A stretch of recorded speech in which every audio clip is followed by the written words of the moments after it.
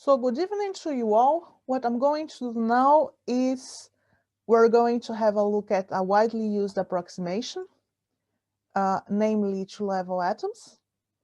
And this approximation is very useful in many areas of physics.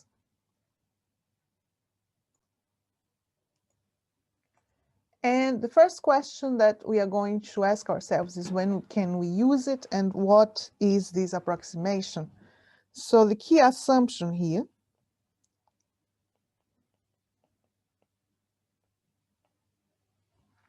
is that we have two atomic states that matter.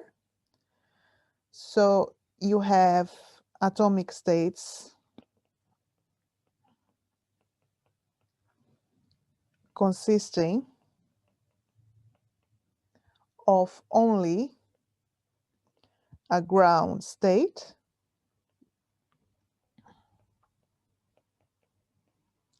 G and a single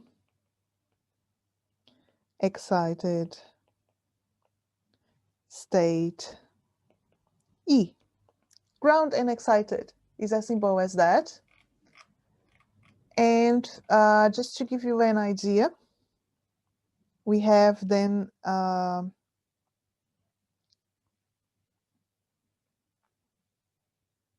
state G, excited state E, and these states are separated by the energy h bar omega A. And here we are assuming that the ground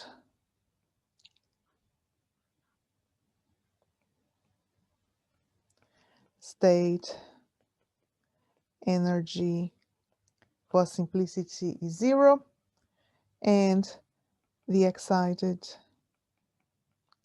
state energy is h bar omega A. And in this case, if you remember when we had these discrete projectors that we could use to write operators, our Hamiltonian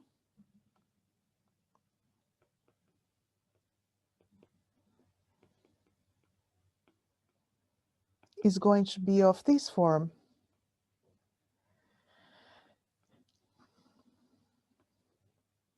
H is 0, energy of state 0, G, plus h bar omega A, E. That's why we set the 0 point here to simplify this, but in general, you could pick up whatever you want.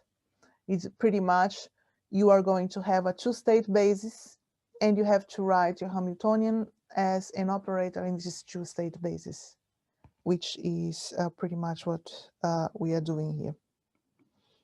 So h bar omega A, E. You can see from the projectors here, on the ground state and on the excited state. And this is a good approximation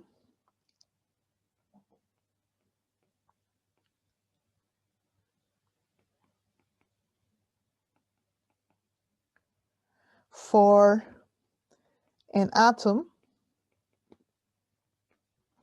interacting, for instance, with a light mode at a resonance, which would mean that the photon energy in the mode J would be equal to h bar omega A. So this is the photon energy in Jth mode, and this is the atomic transition energy, which we are taking into consideration.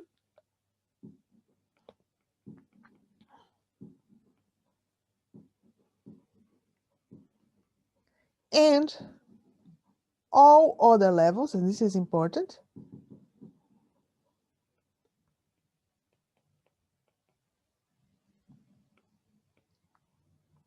are off resonance.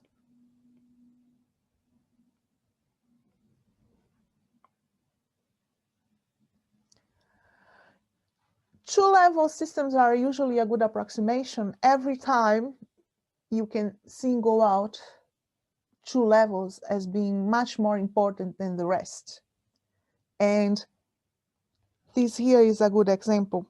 You have an atom which is interacting with light, and this atom has resonance with a particular mode, but all the other levels are of resonance.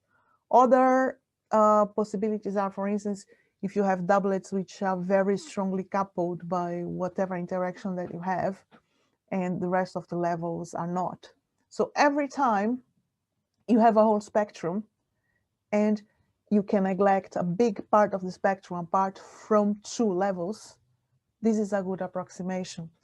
And sometimes you are dealing with such complex problems that you're not going to be bothered to compute the whole spectrum, or you will even be afraid of computing the whole spectrum, only if you really have to. And we have defined the dipole moment operator when we talked about the Goppert-Meyer transformation. So I'm going to write down the operator for two levels. So how do we do this for a two-level system?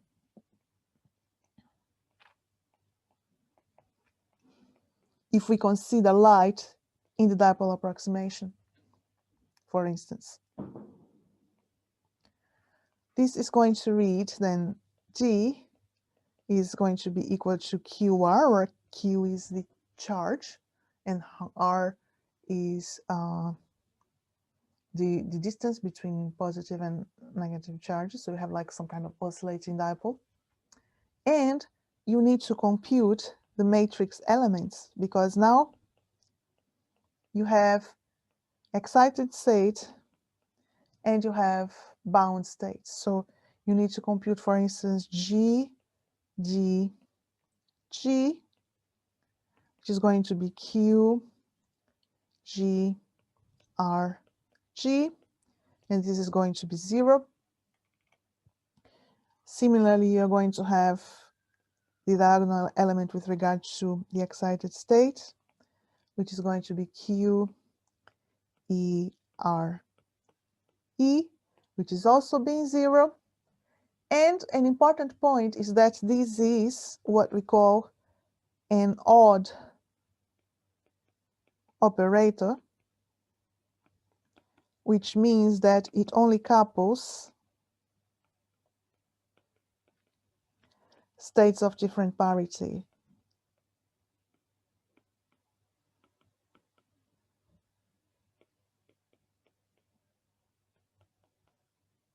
Hence, these terms being vanishing here. That's why they vanish.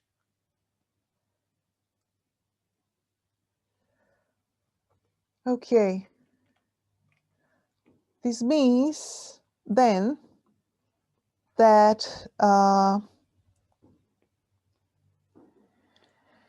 G, D, E and E, D, G are non-vanishing. So the dipole operator is going to couple excited and bound states. And the matrix elements are going to be real.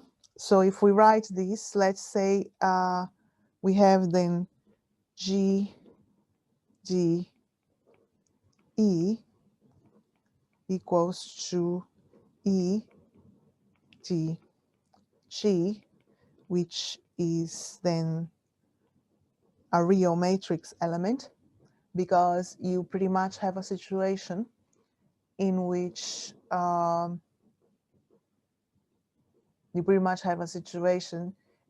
you are dealing with a Hemisian operator here. So you can actually show that G is equal to D dagger if you want. And the dipole operator in the two-level basis, again, feel free to prove this, I'm stating, but based on what we have seen so far, with constructing operators, with writing things down, you would be able to prove this without much difficulty, that the dipole operator in the two-level basis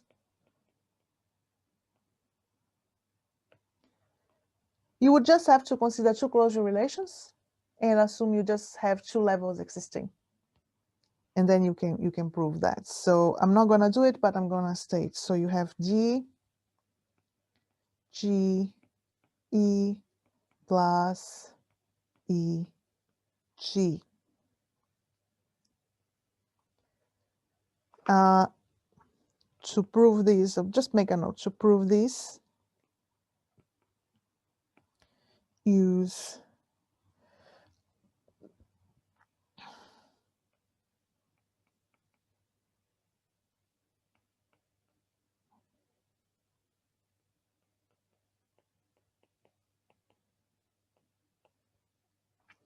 like what we have seen in class for other examples. Is really not difficult. And we can also write the dipole interaction Hamiltonian, which we're going to base on the expressions that we have seen for the field. This is also something that is important to us because we are talking about non-classical light, and we would like to look at the energy in the dipole approximation that whatever two-level system you have is absorbing or giving to the field. So the interaction Hamiltonian of the system with the field in the dipole approximation is going to be given classically. Let's go classically and see how it looks. Classical expression would be something like that.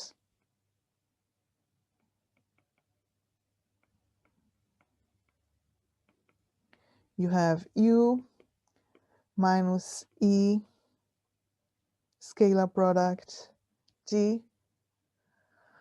So quantum mechanically you have to see this is the driving field and this is the dipole. So let me write it down.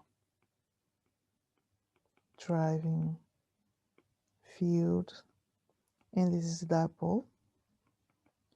So quantum mechanically you have to see how your field looks. So you pretty much compute the scalar product of your dipole operator, which in the two-level basis is this guy, and the field that we have computed in the previous lecture. And let's, for simplicity, just take a mode J. So the quantum expression then is going to be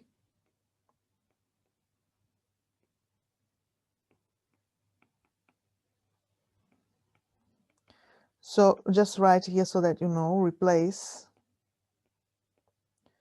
classical quantities by operators. And if you are in doubt about the field, check lecture 6,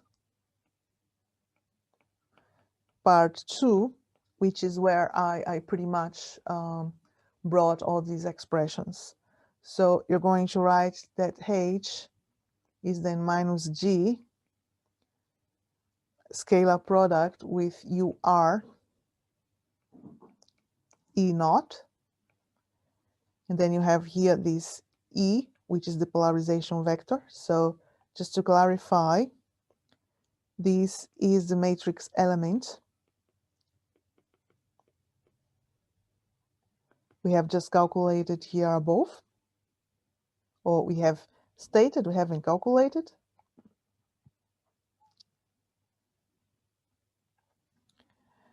And this is the part of the modes that depend on the coordinates. This is a polarization vector. I omitted in the previous lecture, but we do have to take this into consideration if you're doing this kind of computation, because the field, electric field, is a vector. And this is the field amplitude.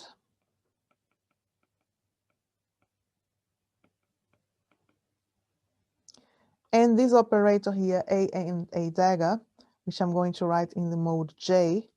So AJ plus A dagger J, they come from the quantization of the field.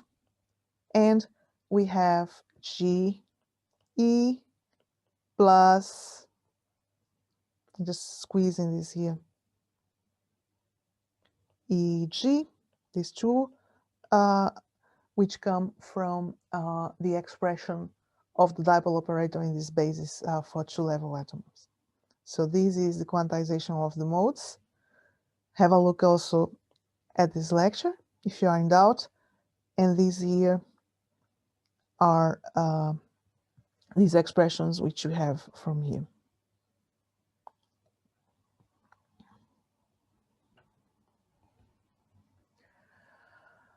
So this means now that we can clean this thing up, and for simplicity, all these products, so let me write these, from field quantization, where you compare field with harmonic oscillators, and this is from dipole operator in the two-level basis. This is a specific formulation, and because it's a two-level system, it simplifies your life a lot. So I'm going to get all this here, and I'm just going to write these as H bar GR so that I don't carry these too much. So I'm going to say that my Hamiltonian will be H bar GR AJ plus AJ dagger, annihilation, and creation operators, and then these other guys here connecting the excited and the ground states. All right. So we state, just to make it clear, that this is equal to minus G scalar product UR E naught Z, EZ, or E, call E. You don't need to fix the polarization along the Z axis. And this is the strength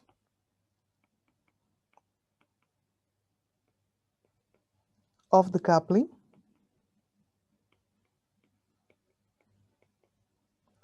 between light and atom.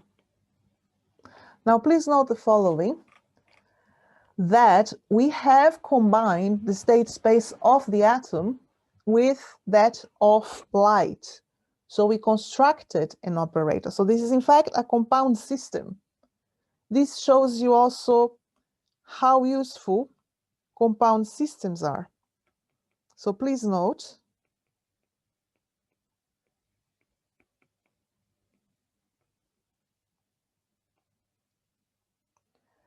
we have combined, this is first observation, we have combined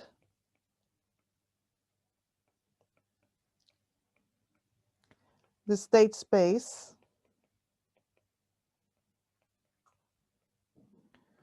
of the atom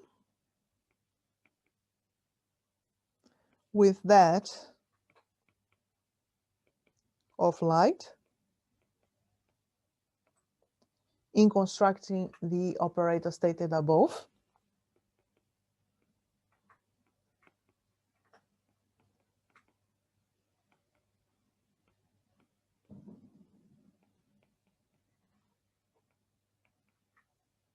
It's pretty much like a tensor product of whatever you would have in one state and in the other state.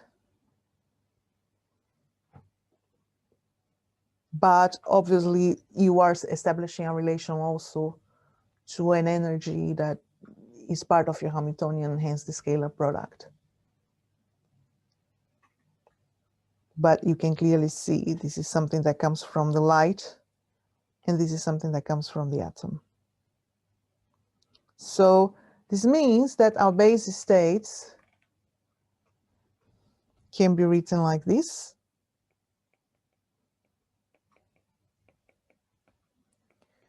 I'm going to use this notation here that is less cumbersome than taking up the tensor product all the time.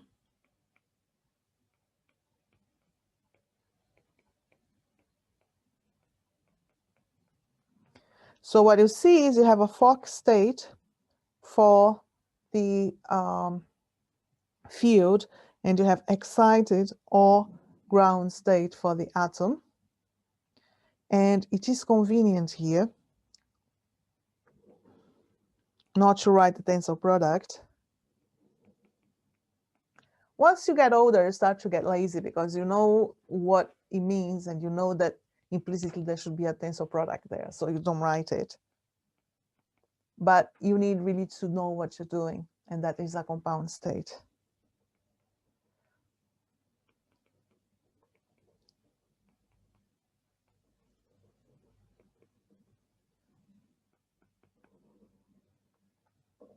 So we're going to write the operators then. A dagger, and GE, so pretty much just as you know, okay, operators. So we're going to use A dagger J, AJ as abbreviations.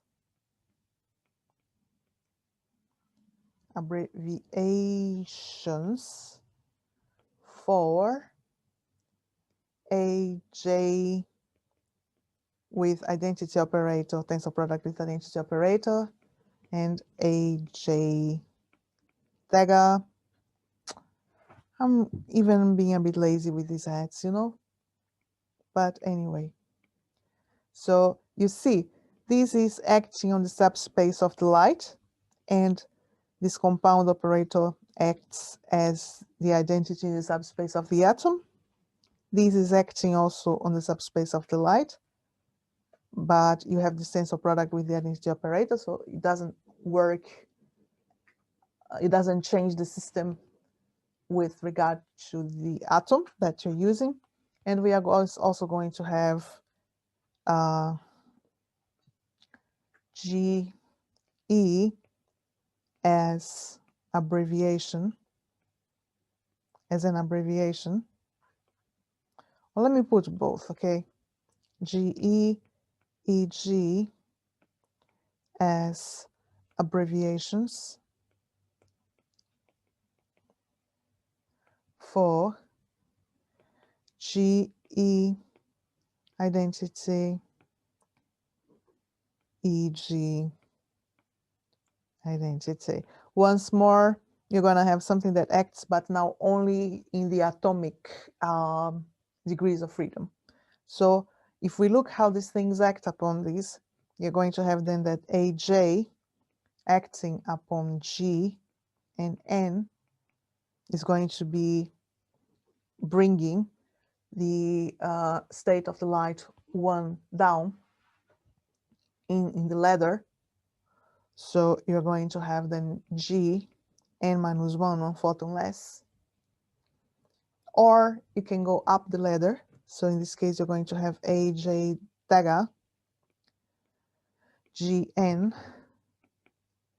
square root n plus 1 G n plus 1. So it's acting only upon the light, upon these Fock states here, which we have defined. Now, if you act upon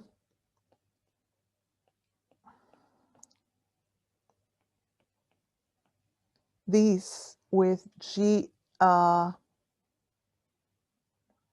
with this guy, you bring it back to the ground state, but you keep the photon number.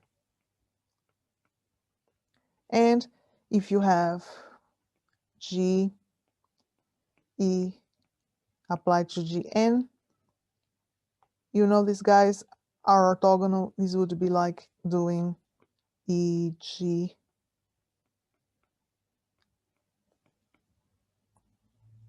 So this is 0, and you get then that this is 0. Fair enough. I'm just exploring and letting you know how you can view this, and that you have to be careful on what part of the Hamiltonian each of these operators is going to act upon, and that implicitly we have this identity operator in the other part.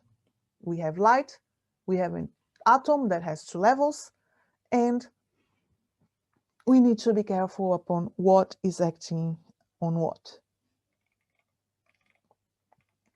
So we wrote the interaction Hamiltonian, right? But how about the full Hamiltonian? Well, remember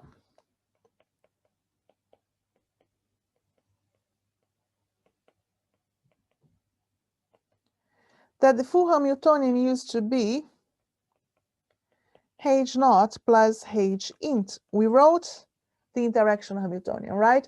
H naught is what? You have the Hamiltonian of the field, and you have the Hamiltonian of the atom. So we derive the Hamiltonian of the 2-level atom just here above, which is this guy. And the Hamiltonian of the field we derived in the previous lecture using arguments related to quantum harmonic oscillators. So what we need to do is then we're going to have that our H naught is going to be H bar omega j, A dagger j, A j, so number operator, plus 1/2, plus H bar omega A, E E. So this is related to the field. This is related to the 2-level atom. Also conveniently, we have placed our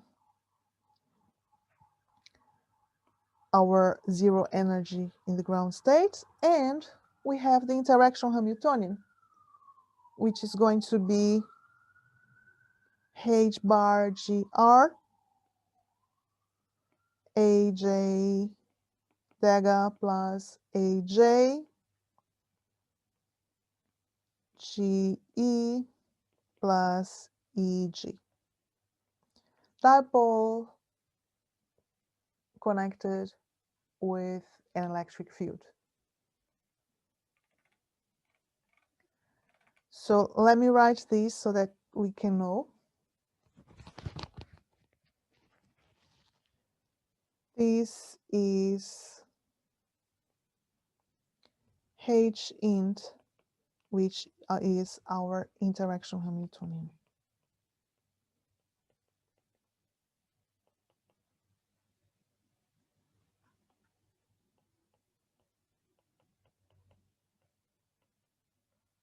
And this is our H naught, if you want. H field, which is field Hamiltonian. Hamiltonian. 2-level atom Hamiltonian. And the interaction Hamiltonian, which connects the 2-level atom with the field. So we are sorted. Now we can start computing things. And it's convenient for us to work in the interaction picture. So let's go to the interaction picture. So we're not caring too much about the Hamiltonian of the field. We're not caring too much about the 2-level Hamiltonian, but we care about the interaction of the 2-level atom with the field. So we're going to write this evolution in the interaction picture.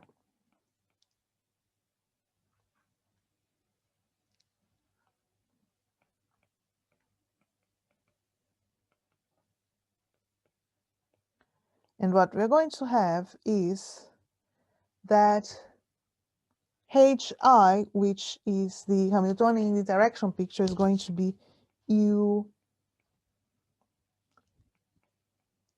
naught dagger T V U naught T, or let's call, to keep the notation unified, call this H int. That's what we need to calculate. This is not trivial.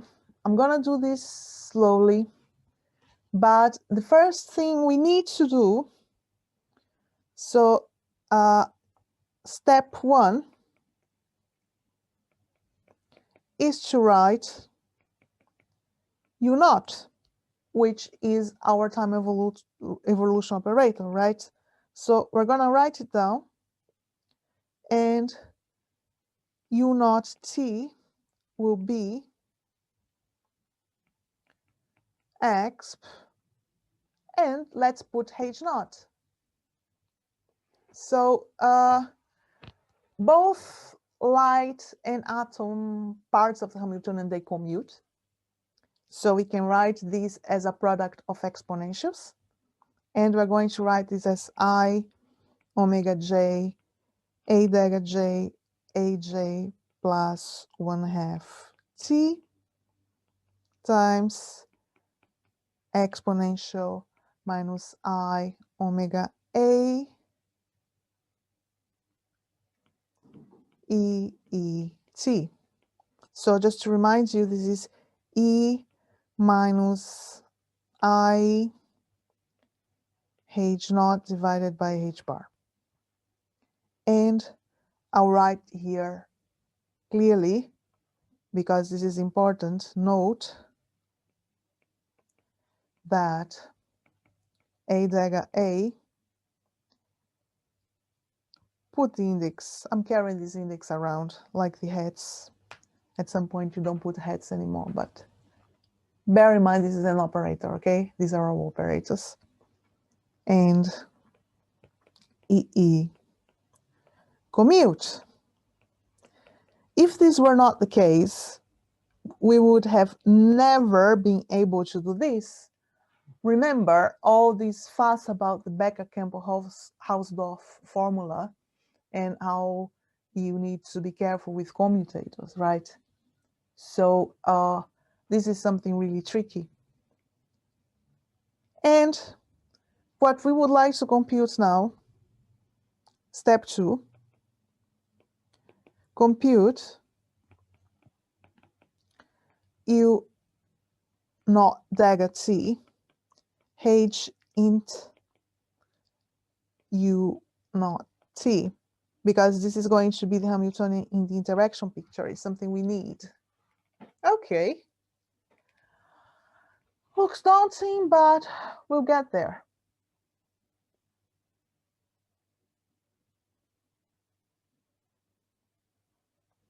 So we need to be careful what belongs to the light.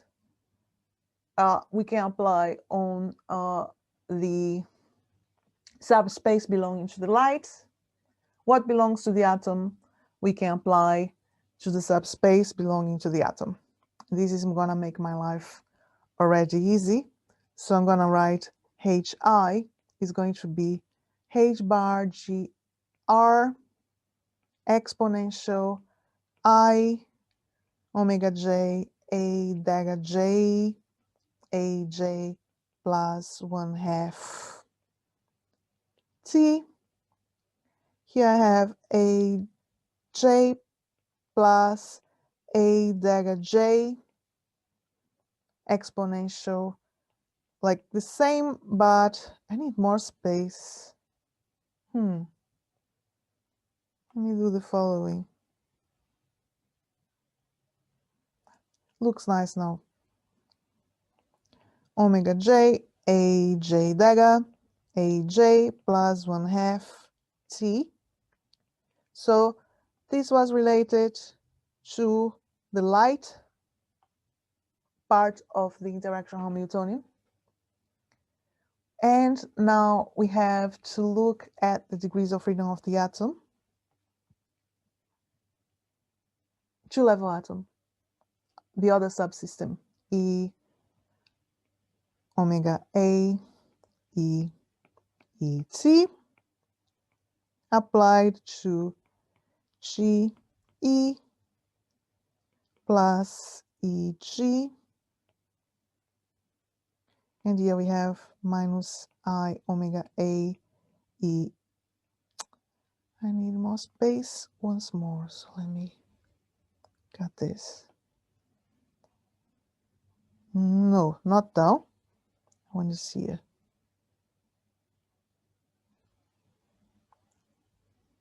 And I didn't want to move this. E.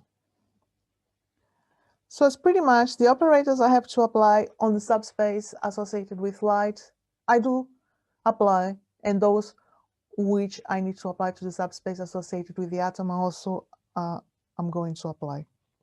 So we are in a pretty good situation. Let me write down. Okay.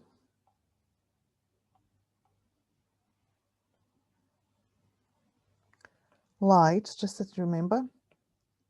And here I have atom.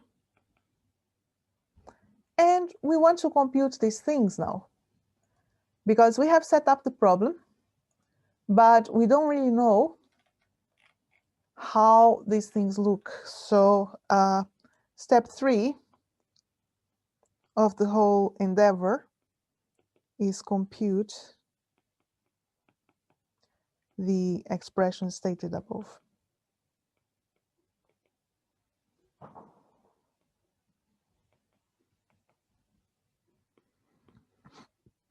Okay, so let's go then for E I omega j A dagger j A j plus 1/2 T A j dagger plus A j, and then the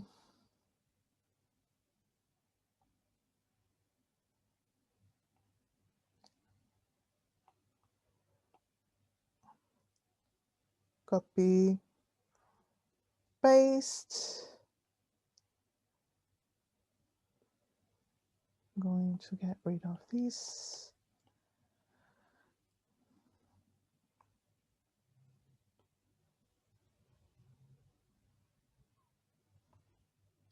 Stuff is missing. Yeah. I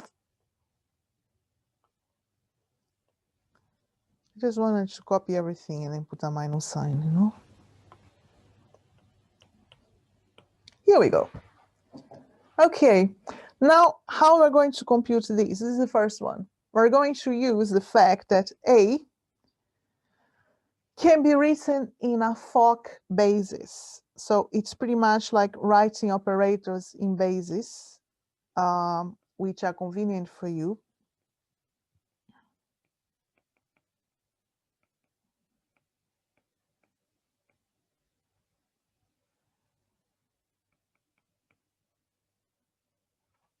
Okay.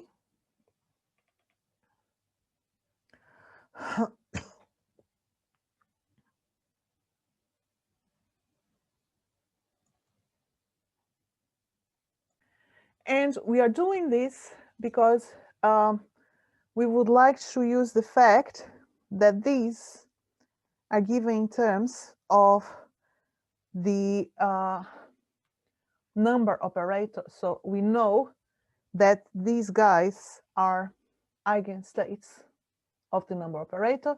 And we have seen how we treat also exponentials of operators when we're dealing with other problems in past lectures. Hence, we can say that EI omega j, A dagger j, A j. I'm going to drop this j, it's getting on my nerves, okay? if you apply this to n, you're going to get ei omega j n plus 1/2 t. This, just to remind you, is an eigenvalue equation. So this basis for this operator here is very convenient. And it's always, when you're computing these things, you always have to look for what the basis is convenient for you.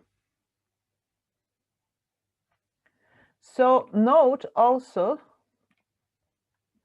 that the terms which come from this bit,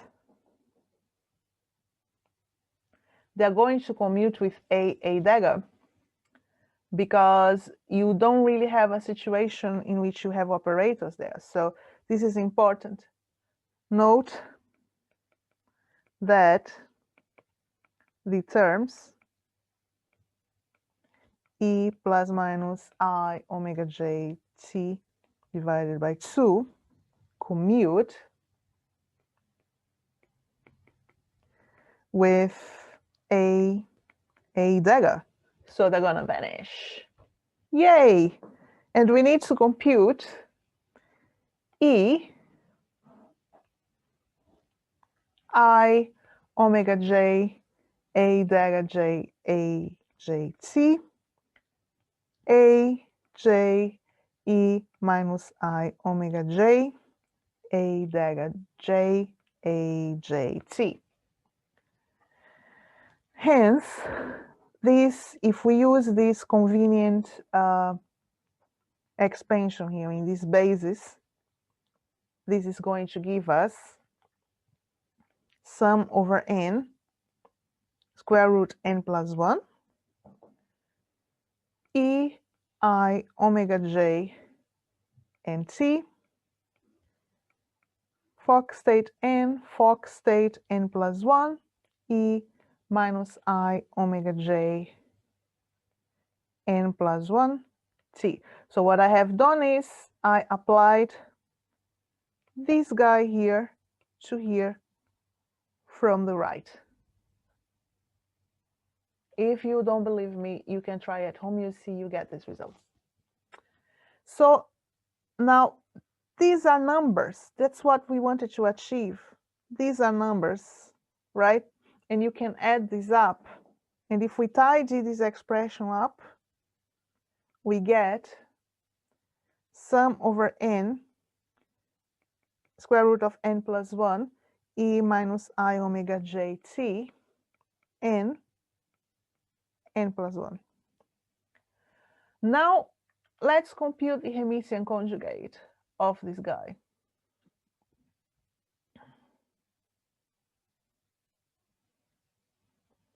So the Hemisian conjugate is going to be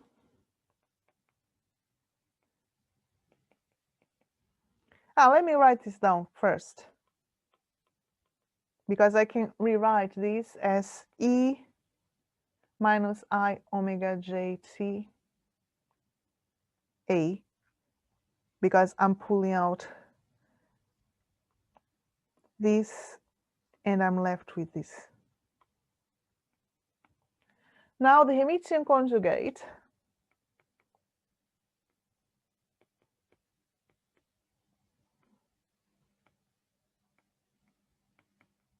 is going to give you e I omega j a dagger j a j t a dagger e minus I omega j a dagger j a j t.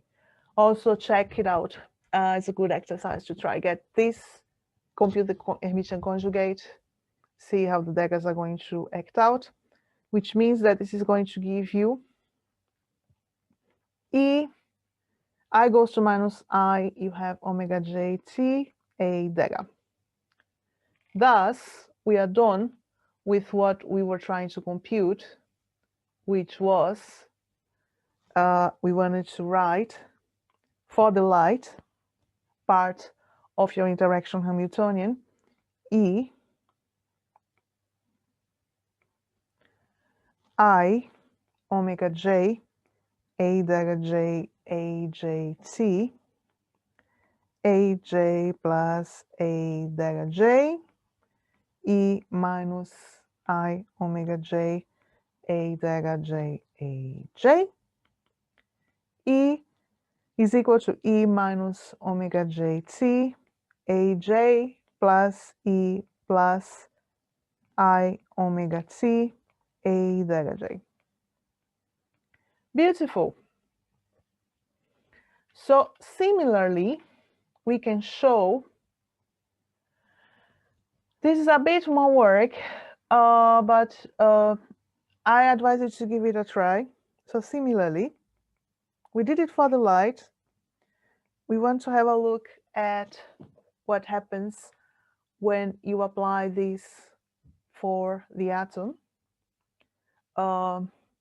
Do try to solve this. It's a nice exercise. One can show that. So let me make this nice so that we know that this is done.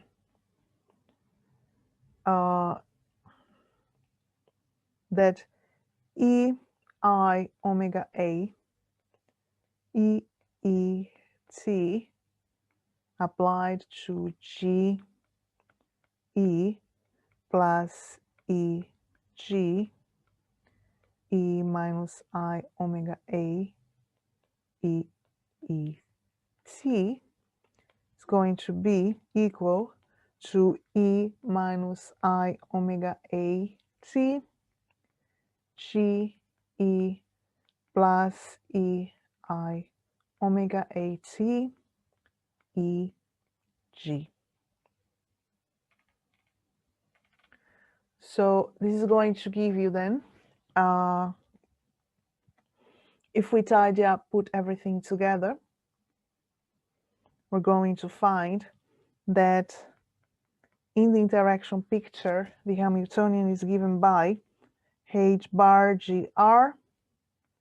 Now the part of the light, E I omega j T A j plus E plus I omega j T A dagger j, and the part of the atom, E minus I omega A T G E plus E I omega A T E G. Now, if you open this up, you get H bar G R E minus I omega j minus omega A T A, no, A, sorry, not dagger, E G plus E I omega j minus omega A T A dagger j G E plus, I'm just opening this up, minus I omega j plus omega A T A j G E plus E I omega j plus omega A T A dagger j E G. So you see, I opened this up and I found a lot of expressions. Now at resonance, we have something that depends on the sum of the two frequencies and the complex conjugate, and on the difference of the two frequencies, light and atom, this resonance with the atomic transition. And we want to say now that they are equal, because we said that this method is good if we have resonance of light with the atom. So at resonance,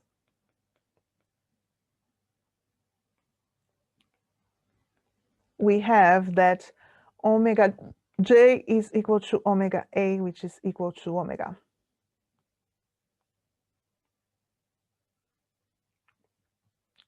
Which means that our Hamiltonian in the interaction picture can be written as h bar g r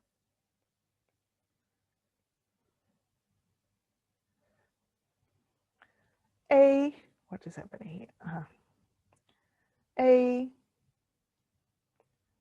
E G plus, I'm putting G here, I carried it all along, G E plus E minus 2I omega t A G E plus E 2I omega t E G. Okay, you see what is happening, that you have some terms for which this frequency difference has disappeared because we assume that they are in resonance, and you have two which are oscillating really fast. Okay, I forgot here, and a dagger G I forgot also. So rotating wave approximation is something that is used a lot in optics. And you can see this expression as difference of frequencies and sum of frequencies in the interaction picture. You see this really, really, really clearly. So this picture is very useful to expose this kind of thing. You wouldn't have seen when we started from the Schrodinger picture if you would have a look. And in the rotating wave approximation, what we do is we neglect the terms with frequency 2 omega. And the argument is that they're oscillating much faster than the system. So in ultra-fast physics, this, for instance, doesn't work. But if you are having a situation in which the period of oscillation is much shorter than the time scale of the physical processes, this means that the fast oscillating terms will have little effect because they're going to average to zero over long time scales. So validity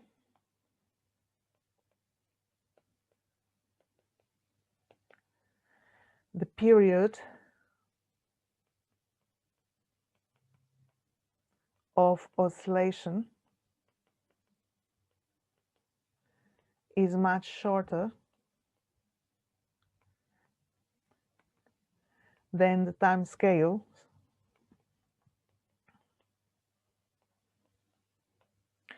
of the significant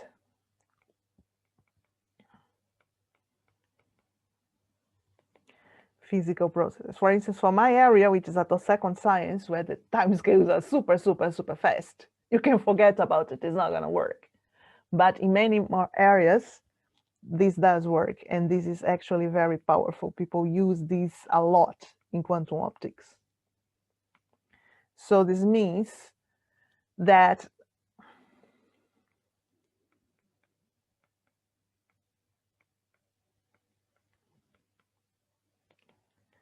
the fast oscillating terms have little effect. Laser cooling, all these things, and average to zero.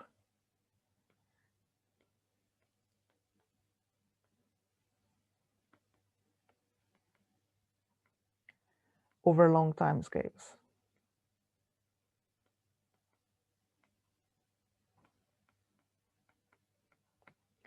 For instance, single photon in a cavity.